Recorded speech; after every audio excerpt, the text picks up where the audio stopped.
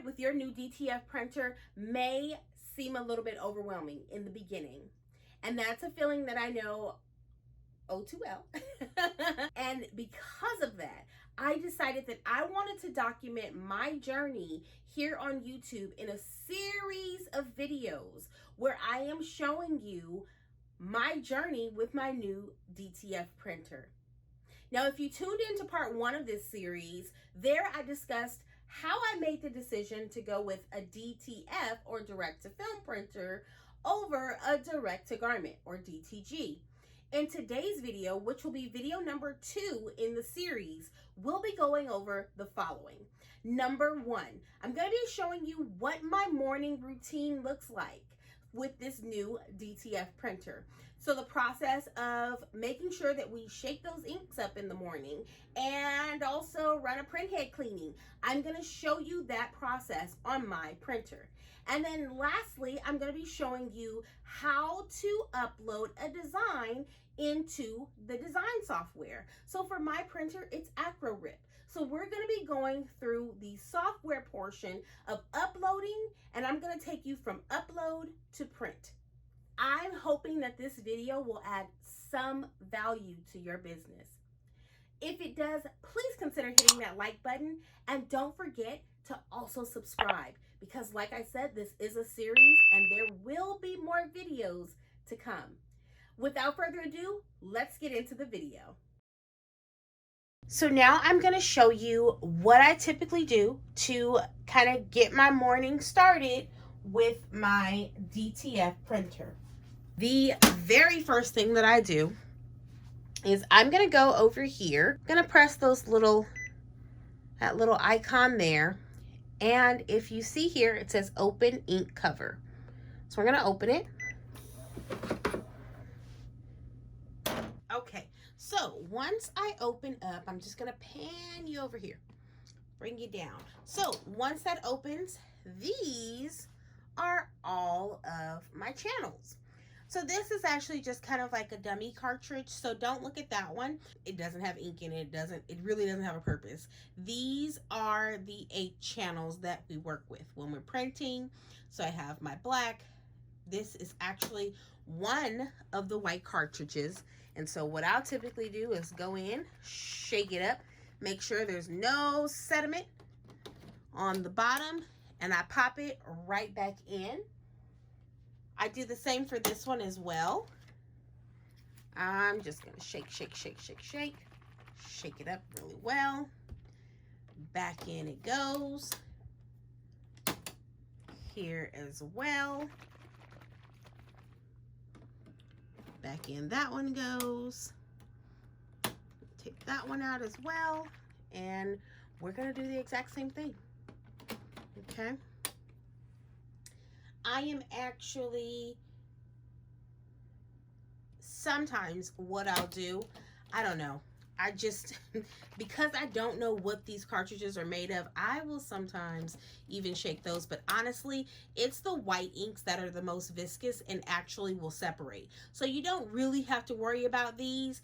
I sometimes am a little extra, and I will, but I'll start here. I'll shake these up. I close this back down, and then we're going to go and do a print head cleaning. Okay.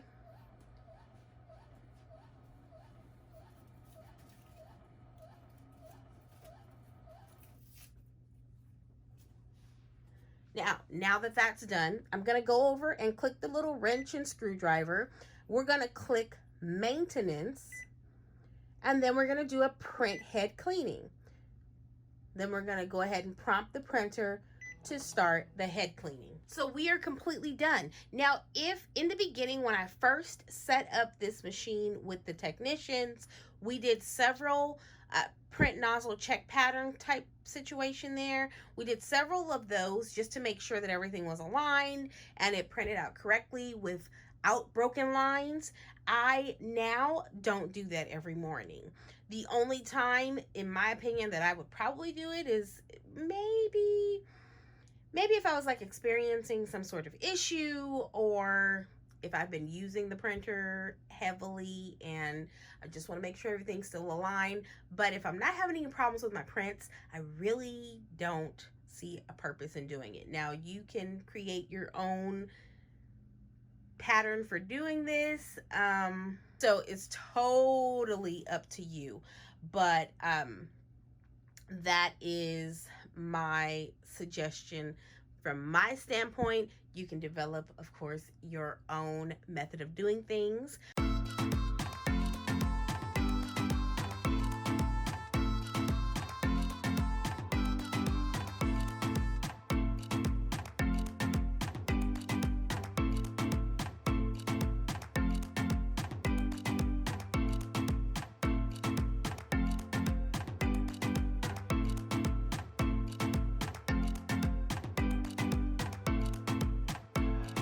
But now that our printer is ready to go, let's head on over and dive into this AcroRIP.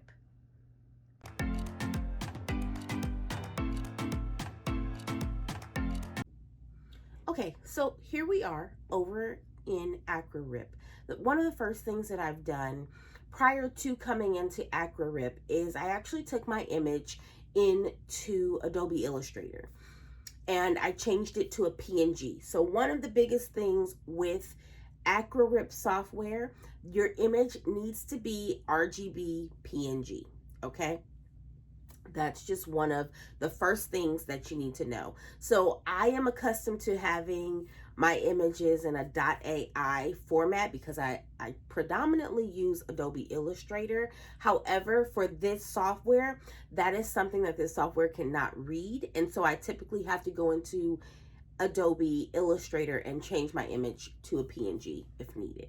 But if you're using an image that you've downloaded that's already in PNG format, even better. So let's get back to the video. Alrighty, so I'm gonna go in, I'm gonna click File, scroll down to Open, and from here, I'm going to find the actual file that I'm interested in, which is this one here. We're gonna go ahead and open it. It takes a minute to kind of get it going and get the image imported, and here it is. Okay, here's your image. Now pay very close attention to here for the resolution. It is recommended that you have 300 by 300 DPI. Now that is something when I'm actually saving my image over in Adobe Illustrator, that's actually something that I really pay attention to. Mode, do you see here right underneath here, it says mode RGB. Okay, so just keep that in mind when you're working with this software. I saved this image as a PNG and it's with pretty much an RGB profile instead of the CMYK, right? So here we go. So now our image is in. Now, if you wanted to go in, you could actually use these little tabs here to adjust the size if that's what you desire. I typically, for me, what I've done thus far, because it's only this image, I would actually kind of crop this down. And let me see something really quickly, because I think I have an actual a better cropped image that I can use. This PC, let's go here. Geez, here we go. Yep, there we go. So I'm actually going to open up this particular PNG file. So let's do that. Because if you see, I saved it as 1114, but that's because those are the actual dimensions. If you look at, wait, before I send that in, if you look at this image, one of the first things that I noticed, I was like, why do I have this large border? And it's because I needed to crop the image. So when I took it into Adobe Illustrator, I actually ran an image trace on it and I set up the dimensions that I wanted the print to be. Because one of the things that I've noticed, and it could just be me, but it's really hard for me to gauge the size of the image in this AcroRIP software. So I typically, because I like Illustrator, whether it's Photoshop, whatever you're using for your images to save them and to put them in the proper PNG format, for me, I save the image the size that I want to use. So I immediately noticed that something wasn't quite right here. So now we're going to actually open up the one that I showed you earlier, which was the 11 by 14 Hot Mom Summer. Okay, so we're going to open that up.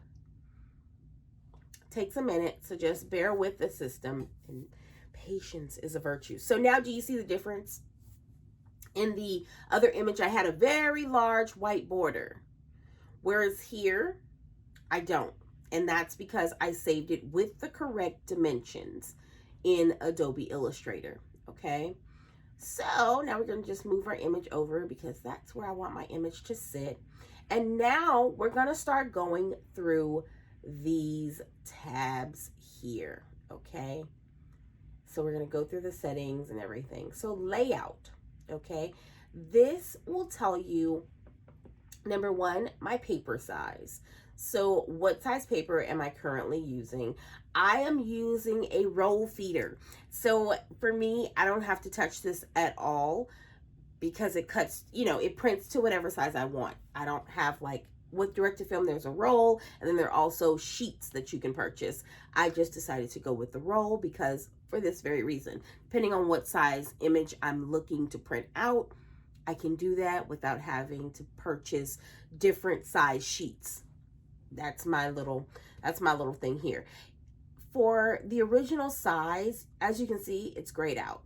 Okay, but here it is again. So this is your opportunity to change that size.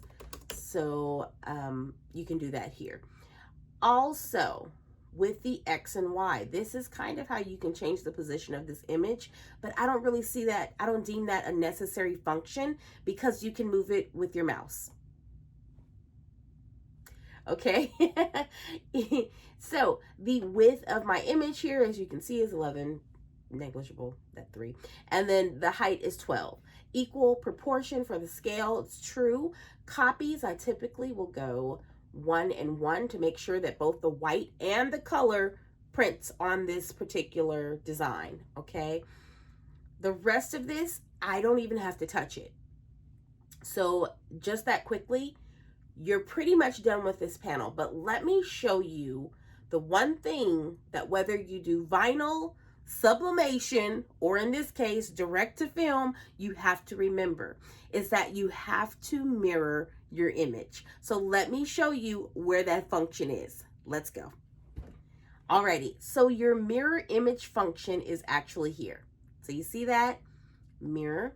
We're gonna go ahead and turn that on before we forget. I've done it. I know you probably have to.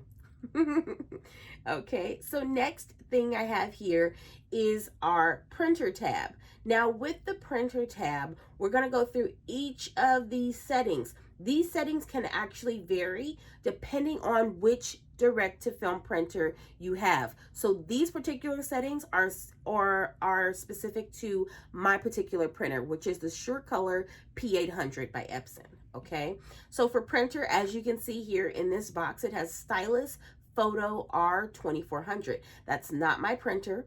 So I am just going to scroll down to Surecolor SC P800. You see that there? Okay, for the port, this is also very important.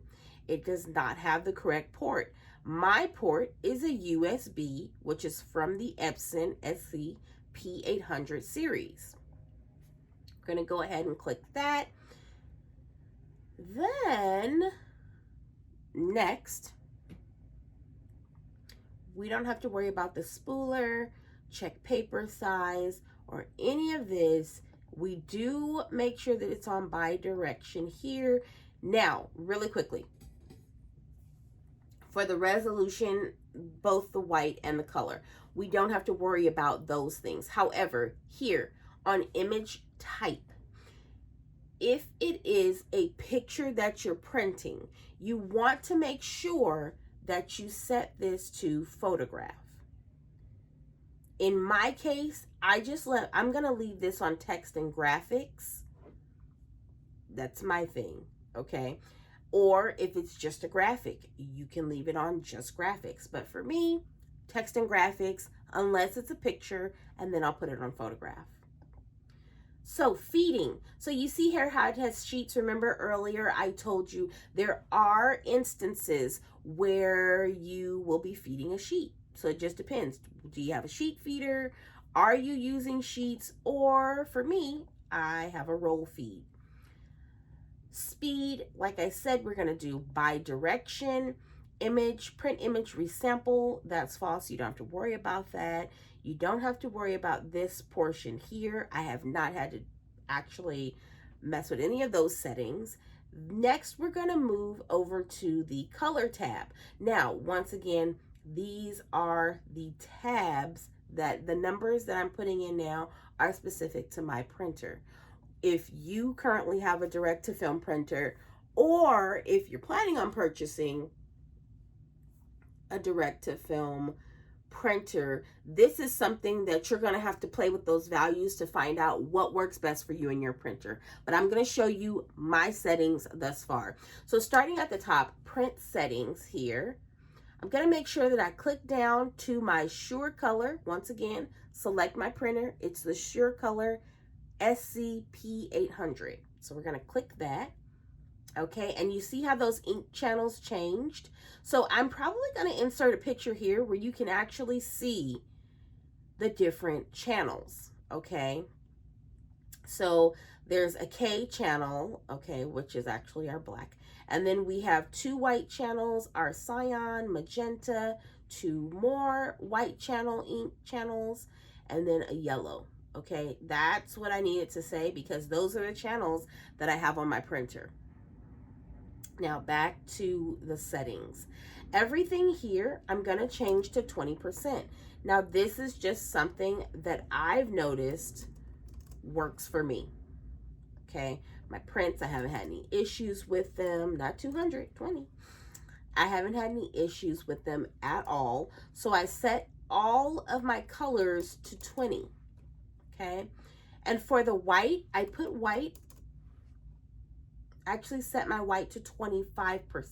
So these are the percentages of the ink that will be used in your print. And like I said, it's something that you really are going to have to play with on your machine. This works for me, okay? So just keep that in mind. And now the next tab that we're going to go to is the white ink control. So the very first thing, the white layer generation, this is where you are communicating to your printer how much of this white ink are we going with here, okay? So I have seen some that say 100% white under any colored pixel works for them. However, I think there's a few things that you need to keep in mind. What color is your garment that you will be placing your image on?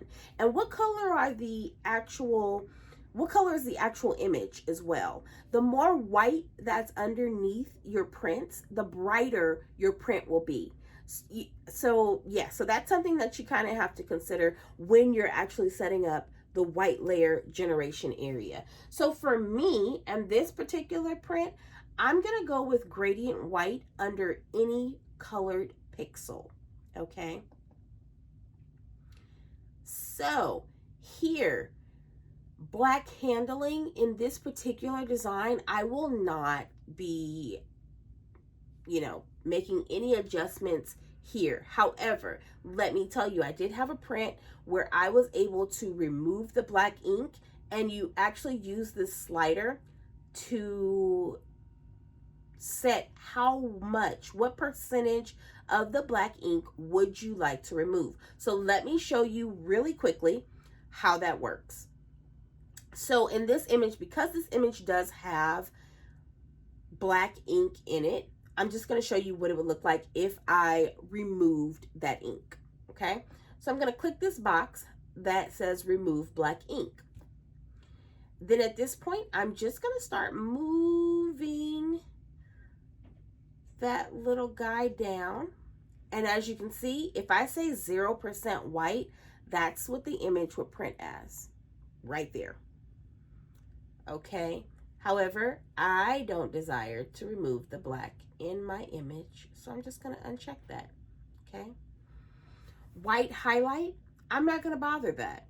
Also, view, looks good to me. Decrease, so here, this, as you can see, there's 5 pixels, 5 pixels, 5 pixels, and 5 pixels. What does that mean, right? One of the things that you can do with this particular area is set how many pixels you want to print away from the edge of your image. So if it's an image where you're afraid of that white ink, because with the printer, let me break it down before I do all this. I'm trying to paint a visual here, people. So bear with me, okay? Because I am long-winded, but this is really important. So with the printer, direct-to-film printers, they print the color layer first, right? So your printer, and you will see this in my videos, I'm going to show you the actual print process. But it puts down your color first of whatever colors are used in your design. After that, it hits it. Remember that bi-direction? So first comes the color, then comes the white, okay? Depending on your image. If you are afraid of that white layer running outside of your image, you can actually adjust how many pixels you want that ink to kind of go back from the edge of your design. So for me, I found thus far that 5 pixels works really well. Here's the issue if your ink happens to run past your design. Well, now your film is ruined, because at that point it mixes with the ink colors and it'll actually run outside of the border of your image. So it kind of deems it a useless print. Okay, but so far 5 pixels is something that really works for me. So once I do all of that, now I'm ready. I'm going to go back to the printer tab. I've mirrored my designs. I've set all of my images, and let me show you something really quickly. I don't know if you noticed, but earlier I put in my copies here. For some reason, it changes. I don't know why, but I always go back and make sure, and there's another check, a final check before it prints that we will complete, but I'll show you that here.